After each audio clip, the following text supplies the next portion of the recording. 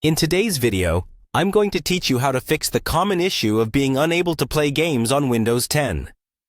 This can be a pretty frustrating problem, but don't worry.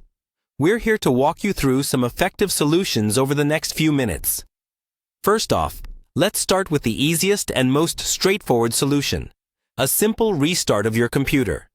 I know it sounds basic, but restarting your device can resolve a surprising number of temporary glitches. These glitches might be the reason your games aren't running properly. Moving on, it's important to make sure your PC's hardware meets or exceeds the game's minimum system requirements. This includes your CPU, GPU, and RAM.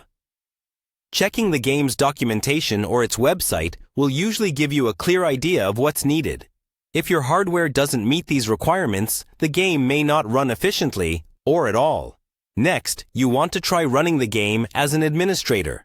To do this, right-click on the game's executable file, often marked as a .exe. From the menu, select Run as Administrator. This action can sometimes grant the game necessary privileges to function correctly, which might be restricted under normal operation. It's also crucial to ensure your operating system is up to date. Microsoft frequently releases updates that include important components for gaming, such as DirectX updates.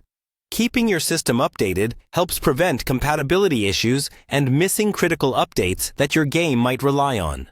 Let's take a closer look now at drivers, which can be another sticking point. Start by opening the Device Manager on your computer. Once open, expand the section labeled Display Adapters. This will show your graphics card. Right-click on it and select Update Driver.